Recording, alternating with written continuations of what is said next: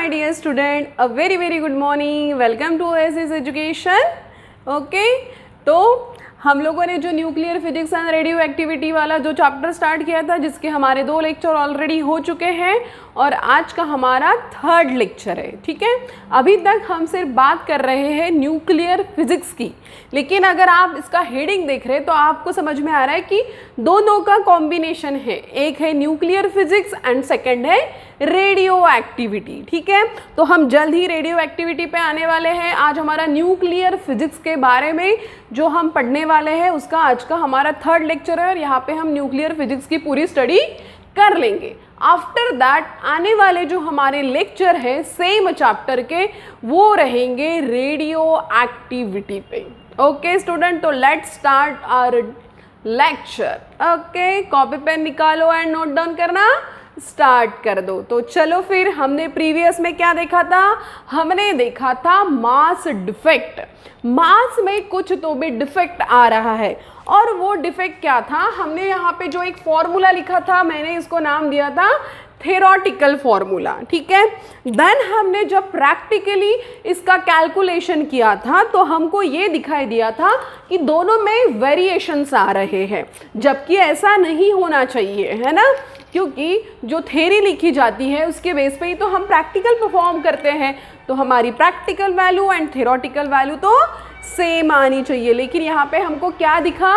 हमको ये दिखा कि हमारी जो थ्योरेटिकल वैल्यू है दैट इज ग्रेटर दैन हमारी जो प्रैक्टिकल वैल्यू आई है। ओके, अभी ये जो फॉर्मूला लिखा गया है ये मेरा क्रिएशन है। ठीक है, तो अभी ये जो फॉर्मूला यहाँ मैंने लिख दिया है इसको हम थोड़ा सा मॉडिफाइड कर देते हैं। ठीक है, तो चलो फिर हमको इसको क्या करना है? थोड़ा सा मॉडिफाइड करना है ये फॉर्मूले पे। तो हमने मास डिफेक्ट तो समझ लिया था, मतलब मैं यहाँ पे डेल्टा एम लिख सकती हूँ। वाई मैंने यहाँ पे डेल्टा एम लिखा? क्योंकि मास डिफेक्ट जो होता है वो डेल्टा एम होता है। ठीक है, अब कोई भी एक एलिमेंट है, ठीक है, तो हम जब एलिमेंट लिखते हैं तो हम उसको इस तरीके से, आई थिंक आपको नहीं दिखाई दे रहा है, कोई भी एक एलिमेंट अगर हम लेते हैं तो हम उसको इस तरीके से रिप्रेजेंट करते हैं। ये चीज़ आपको पता है। ठीक है, तो हम यहाँ पे कोई भी पर्टिकुलर एलिमेंट की बात नहीं करेंगे, हम यहाँ पे सभी एलिमेंट्स की बात कर रहे हैं, इसलिए मैंने एलिमेंट के लिए यहाँ पे क्या लिख लिया है? x।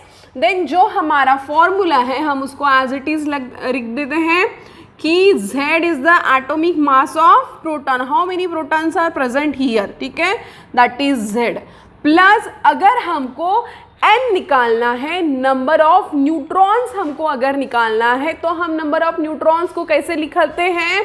हम लिखते हैं नंबर ऑफ न्यूट्रॉन्स को a minus of z mn। ठीक है, अब मैं क्या कर देती हूँ? a माइनस ऑफ z की जगह पे मैं यहाँ लिख देती हूँ n, mass of neutron. Okay, सही है बात तो वही की मैंने क्या कर दिया कि जो a माइनस जेड था उसकी जगह पे मुझे सिर्फ न्यूट्रॉन चाहिए थे ना। a minus Z it is actually a neutron, तो मुझे वही चाहिए थे, तो मैंने उसके लिए न्यूट्रॉन के लिए एक सेपरेट फॉर्मूला लगा दिया, या तो ये बोल सकते हो आप कि मैंने एक सेपरेट वैल्यू वहां पे लिख दी है, that is n। Okay student, अब देखो, जब हम बात कर रहे थे कोई भी एलिमेंट की, तो क्या मैं यहाँ पे इस तरीके से लिख सकती हूँ? अगर आपको कोई प्रॉब्लम नहीं होगा तो वही बात हो गई स्टूडेंट। बात आपको समझ में आ गई है? सेम एलिमेंट्स को लिखा, एलिमेंट्स के जगह पे a और z लिख दिया, तो it is also right. I think आपको समझ में आ गया है कि मैंने यहाँ क्या लिखा।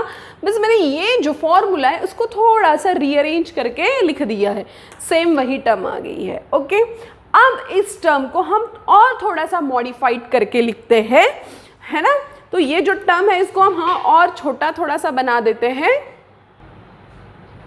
हाँ, तो स्टूडेंट जो हमारा फॉर्मूला आया हम उसको और एक तरीके से लिख सकते हैं कि अगर मैंने यहाँ पे ऐसा लिख दिया तो भी शायद आपको कोई दिक्कत नहीं होगी। Mass defect is equals to, जैसे यहाँ पे ZM पे लिखा, right, NMN, it is also right. और मुझे इसका मास चाहिए, ओके। तो ये हो गया X, ये हो गया Z। अब क्या मैं ये A के जगह पे N+Z लिख सकती हूँ? अगर आपको कोई दिक्कत नहीं है तो यस मैम लिख सकते हो, वही सेम चीज़ मैंने यहाँ पे लिख दी है, ठीक है। अब जब हम मास डिफेक्ट की बात कर रहे थे तो हमको ये दिखाई दे रहा था कि जो थ्योरेटिकल वैल्यू है वो ज़्यादा आ रही थी as compare to the practical value, ठीक है। मतलब मास ऑफ न्यूक्लियॉन्स हम बोल सकते हैं कि mass of nucleons is greater than mass of nucleus, ठीक है। यहाँ पे आपको चीज समझ में आ गई। अब न्यूक्लियस क्या है? Nucleons it is the combination of neutron and proton, and nucleus it is also same, it is also same. But क्या हो रहा था? ये मास ज्यादा आ रहा था as compare to this mass. चलो अब इसके बारे में हम बात करते हैं। तो मास डिफेक्ट का मीनिंग क्या हो गया कि the difference between actual mass and theoretical mass is different, ठीक है। There is a difference in the mass of actual and mass of practical. या तो आप ऐसा भी बोल सकते हो difference between expected mass and actual mass, it is called as mass defect. हम इस तरीके से भी इसको लिख सकते हैं मास डिफेक्ट को, ठीक है। क्या लिखना है हमको मास डिफेक्ट को? कि हमको ये दिख रहा था कि डिफरेंस बिटवीन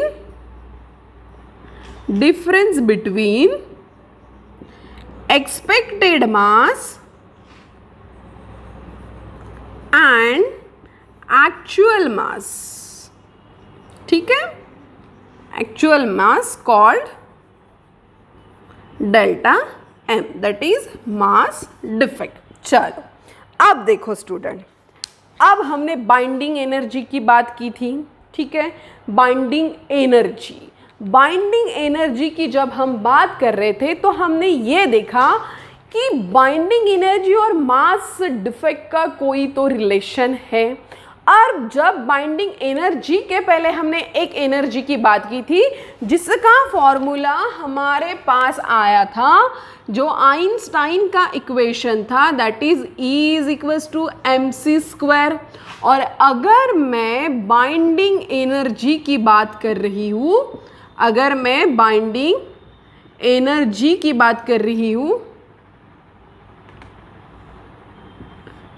तो क्या आ जाएगा? क्या मैं डेल्टा E लिख सकती हूँ? यस, यहाँ पे delta mc², that is the relations of binding energy और मास डिफेक्ट।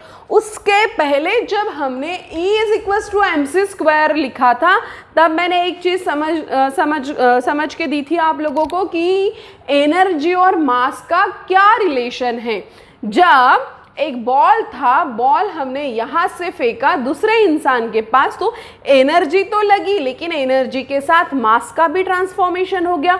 दैट मीन्स कि there is a relation between mass and energy, okay. तो यहाँ पे भी हम ऐसा बोल सकते हैं कि मास रूपी एनर्जी, क्या बोल सकते हैं हम? मास रूपी एनर्जी, ठीक है। अब जब न्यूक्लियॉन्स और न्यूक्लियस के मास में हमको डिफेक्ट दिख रहा था, अब ये बात कहाँ से आई? चलो हम उसी को देखते हैं। मानो कि यहाँ पे ऐसे अलग अलग प्रोटॉन्स एंड न्यूट्रॉन्स है, ठीक है। यहाँ पे ऐसे अलग अलग प्रोटॉन्स और न्यूट्रॉन्स रखे हैं, ठीक है। अब ये प्रोटॉन्स और न्यूट्रॉन्स अलग अलग है, अब इनको पास में लाना है। बात समझ में आई? बात समझ में आई? अब जब ये पास आएंगे तो ये क्या करेंगे?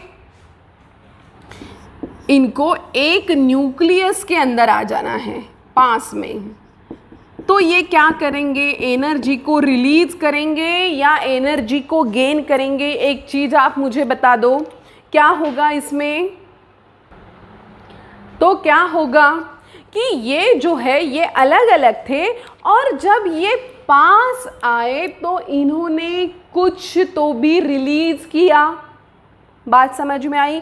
इन्होंने कुछ तो भी रिलीज किया, और जो इन्होंने रिलीज किया, इन्होंने समथिंग मास रिलीज किया। तो इन्होंने जो मास रिलीज किया that is called as binding energy. बात समझ में आई? चलो यहाँ देखो, जो यहाँ पे जो मेरे सामने टेबल रखा है, यहाँ पे पेन रखा है, यहाँ पे डस्टर रखा है, यहाँ पे दूसरा पेन, मतलब 3 अलग अलग चीज़ें यहाँ पे रखी है। अब किसी ने उठा के ये तीनों चीज़ें एक साथ मेरे पास दे दी। अब चीज़ें एक साथ मेरे पास हैं, मतलब कुछ तो भी डिसअपियर हो गया, कुछ तो है जो ये पहले दूर था अब ये पास आ गया, मतलब ये चिपक गया। और जब ये चिपक गया मतलब इसने क्या की, एनर्जी को रिलीज कर दिया। एनर्जी यहाँ पे कम हो गई, और that releasing energy which is called as binding energy. मतलब जब ये दूर थे तो इन्होंने क्या कर दिया, यहाँ पे न्यूक्लियस का फॉर्मेशन कर दिया। मतलब यहाँ पे हम लिख सकते हैं कि some mass is disappear in the formation of nucleus। बात समझ में आ गई? अब इसी चीज को उल्टा करो, इसी चीज को हम उल्टा लिख देते हैं कि यहाँ पे प्रोटॉन न्यूट्रॉन इस तरीके से प्रेजेंट है। अब मुझे इनको अलग करना है। अब मुझे क्या करना है, इनको अलग करना है। अब भाई ये जोड़ के थे, पक्के गठान बन के थी, और जब इनकी पक्की गठान बनती थी तब मुझे गठान को खोलना है। अब जब मुझे गठान को खोलना है तो क्या मुझे एनर्जी लगेगी? सोचने वाली बात है। जैसे कि आपके घर में मम्मी ने एक आपके बुक्स है उसको बांध के रख दिया है, बच्ची पक्की गठान बांध के रख दी है। अब आपको क्या करना है, सब बुक एक ही जगह पे हैं, एक ही इसमें बाइंड करके रखे गए हैं। चलो और इजी कर देते हैं कि मम्मी की एक साड़ी ली, वो साड़ी में आपके जितने भी बुक्स थे जो बिखरे हुए थे, जिसको आप कभी देखते भी नहीं थे, उसको बांध के रख दिया। ठीक है, अब जब उन्होंने उस बुक को उसमें बांध के रख दिया तो बुक क्या हो गए, एक दूसरे को चिपक गए। ठीक है, पक्की गठान बांधी। अब भाई उसको जब हमको अलग करना है तो हमको पहले गठान खोलनी पड़ेगी। अब जब मैं उसको अलग कर रही हूँ तो गठान खोलने के लिए मुझे एनर्जी प्रोवाइड करनी पड़ रही है। बात समझ में आ गई? क्या करना पड़ रहा है मुझे, उस गठान को खोलने के लिए मुझे एनर्जी प्रोवाइड करनी पड़ी।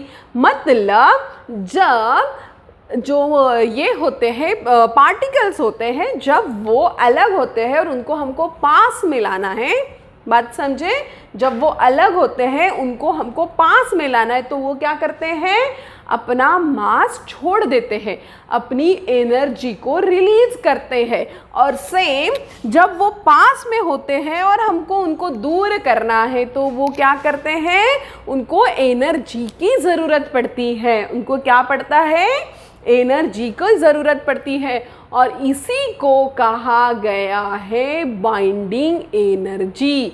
इसी को कहा गया है बाइंडिंग एनर्जी।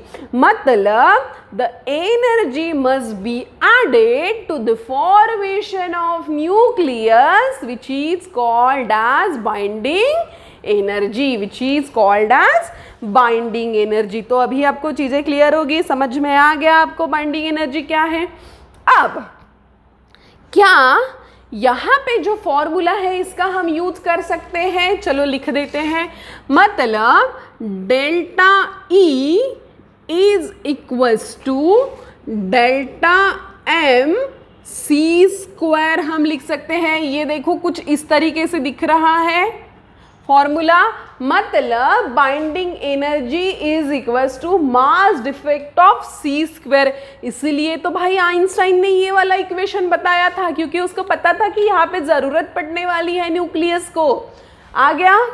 तो चलो फिर हम इसको लिख देते हैं कि डेल्टा ई, देखो कुछ किताब में इस तरीके से भी लिखा होगा, बाइंडिंग एनर्जी को इस तरीके से भी लिखा होगा। ठीक है, तो घबराने वाली बात नहीं है, सेम है। ठीक है, delta E is equals to delta M क्या है बेटा हमारा, डेल्टा एम यहाँ से हम देख लेते हैं कि that is Z M P plus N M N minus यहाँ पे x है। चलो तो लिख दूँ मैं यहाँ पे x, यहाँ पे n प्लस जेड, यहाँ पे z और ये m आ गया because of their mass into C square, into C square. तो that is the equation to calculate the binding energy.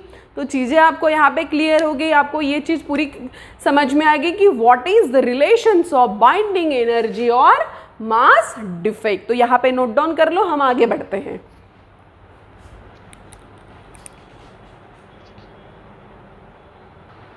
हाँ तो चलो अब हम एक छोटा सा एग्जाम्पल लेने वाले हैं, ठीक है। हम एग्जाम्पल को देखते हैं।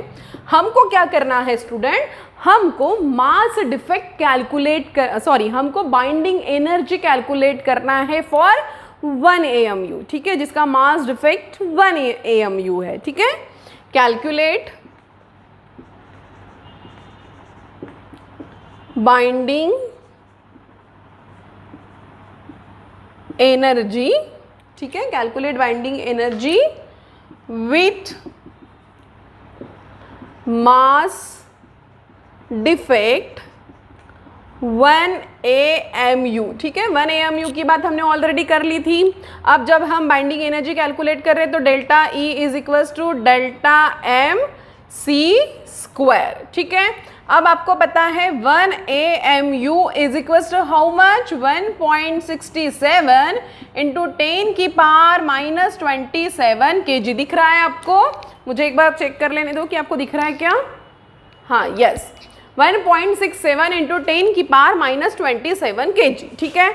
डाल दो यहाँ पे, क्या आ जाएगा 1.67 इंटू 10 की power minus 27 kg into C की वैल्यू क्या है सभी को पता है, दैट इज 3 इंटू 10 की पावर 8 मीटर पर सेकंड का whole square. Why whole square, because of C square, ठीक है। यहाँ पे आपको चीजें समझ में आ गई। अगर हम इसको कैलकुलेट करते हैं तो हमारी एनर्जी जूल में आ जाएंगी, लेकिन हमको एनर्जी जूल में नहीं चाहिए क्योंकि हमने एक नया यूनिट सीखा था, दैट इज इलेक्ट्रॉन वोल्ट। और इलेक्ट्रॉन वोल्ट को जब हम कैलकुलेट करते हैं तो हम क्या लेते हैं, 1.6 इंटू 10 की पावर 19 इलेक्ट्रॉन वोल्ट, ठीक है। तो यहाँ पे हम लिख सकते हैं 1.67 इंटू 10 की पावर माइनस 27 इंटू 3 इंटू 10 की पावर 8 का स्क्वायर इंटू 1.6 इंटू 10 की पावर 19 इलेक्ट्रॉन वोल्ट, 10 की पावर 19 इलेक्ट्रॉन वोल्ट। अब स्टूडेंट हमको जो वैल्यू है यहाँ पे आप देखो माइनस 27, यहाँ पे करोगे तो 10 की पावर 16 और ये 19, मतलब कितना आ जाएगा ये, अगर हम इसको कैलकुलेट करते तो 10 की पावर माइनस 27 और ये आ जाएगा 16 और 19, मतलब ये आ जाएगा 35 और 35 को माइनस 27 में से माइनस करेंगे तो ये और 10 की पावर कुछ में आएगा। तो हमको 10 की पावर को कम करना है। बात आपको समझ में आ गई? हमको वैल्यू 10 की पावर में चाहिए ही नहीं, हमको वैल्यू सिंगल वैल्यू चाहिए, 10 की पावर हमको हटा देना है।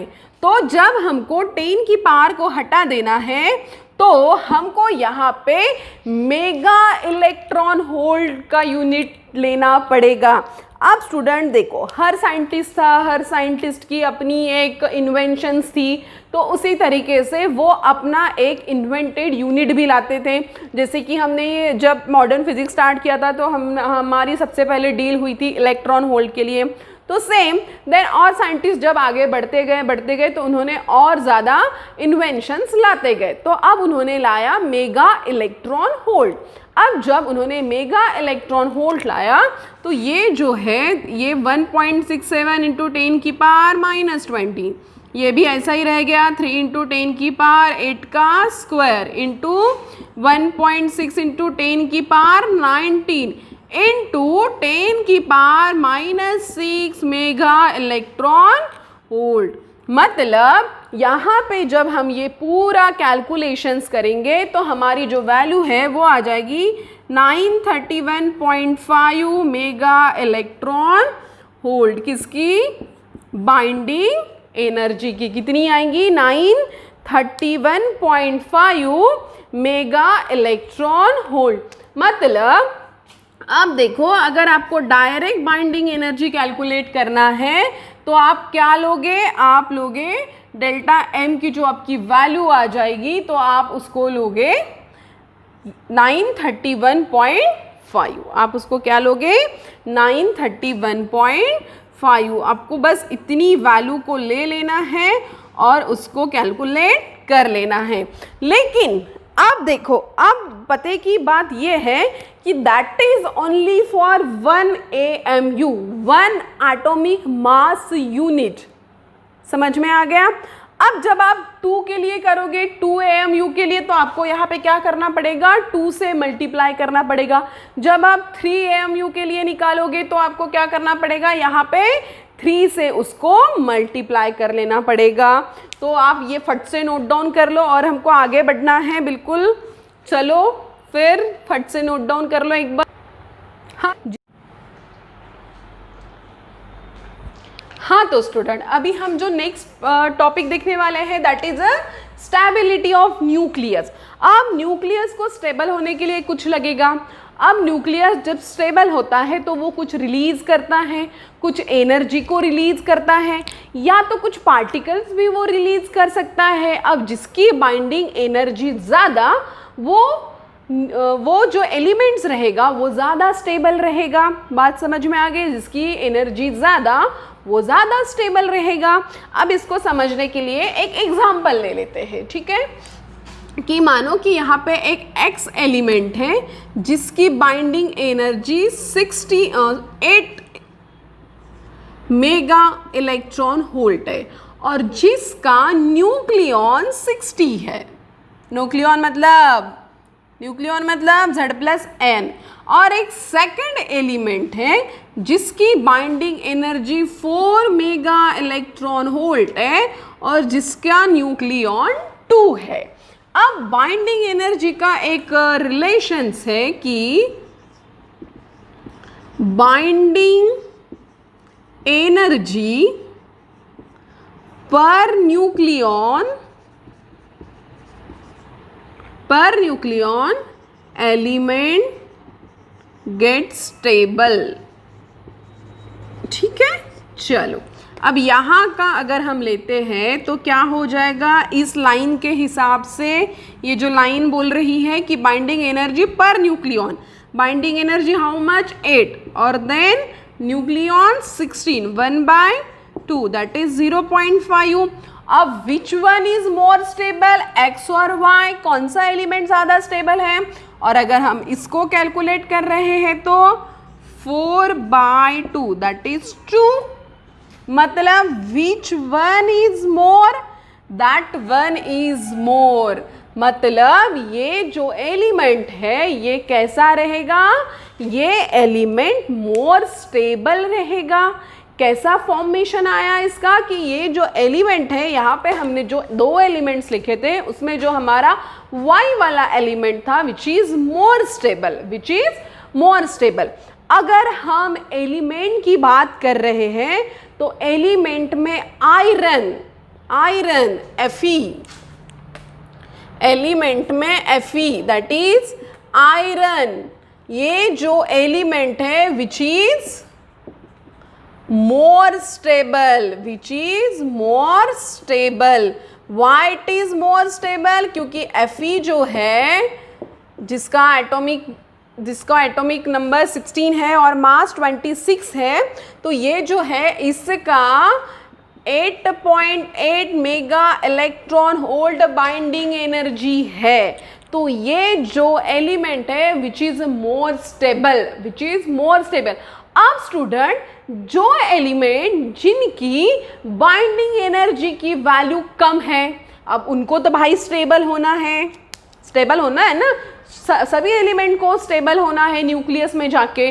तो जो एलिमेंट है उनको जब स्टेबल होना रहता है तो वो रिलीज करते हैं एनर्जी, और कुछ एलिमेंट्स को उसी के साथ जिनकी बाइंडिंग एनर्जी कम होती है रिलीज करने के लिए तड़फड़ करनी पड़ती है। तो वही तड़फड़ जो वो करते हैं उसमें कुछ पार्टिकल्स को वो इमिट करते हैं और which is called as radio active decay जो हम आगे पढ़ने वाले हैं, that is alpha beta gamma. ठीक है, अब इसमें एक ये भी आता है, एक ग्राफ आता है जिसमें एक्स एक्सिस पे मास डिफेक्ट है, सॉरी मास नंबर है, और जो वाई है उस पे है binding energy per nucleon, binding energy per nucleon. ठीक है, यहाँ पे मास नंबर है मानो 50, 100, 150, 200, सो मेनी।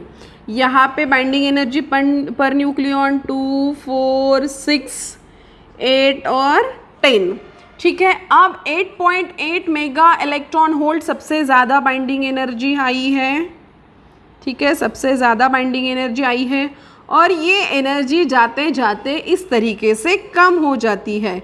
अब ये जो बाइंडिंग एनर्जी आई है वो किसकी है? वो है Fe की, और Fe क्या है? हमारा सबसे ज़्यादा स्टेबल न्यूक्लियस है, सबसे ज़्यादा स्टेबल न्यूक्लियस।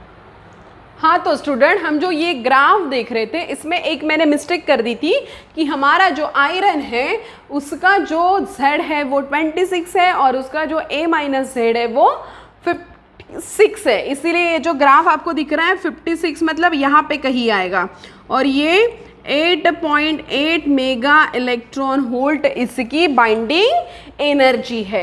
अब एक मैंने यूरेनियम ले लिया जिसका Z 92 है और A-Z 230 है और इसकी बाइंडिंग एनर्जी इससे कम होती है, ये होती है 7.8 मेगा इलेक्ट्रॉन वोल्ट, मतलब ये 238 है तो ये कहाँ जाएगा? यहाँ पे आ जाएगा, मतलब इसकी बाइंडिंग एनर्जी 7.8। मतलब यहाँ आप देख रहे हो तो बाइंडिंग एनर्जी का रेशो कम हो रहा है, जैसे जैसे मास नंबर बढ़ रहा है बाइंडिंग एनर्जी कम हो रही है। अब जो एलिमेंट जिनके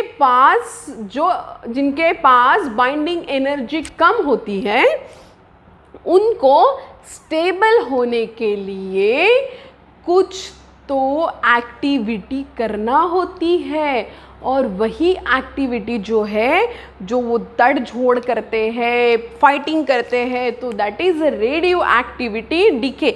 मतलब वो कुछ तो है ऐसे कि जिसको वो रिलीज़ करते हैं और उन्हीं के पास जिनकी बाइंडिंग एनर्जी कम होती है उन्हीं के पास होते हैं रेडियो एक्टिव डीके।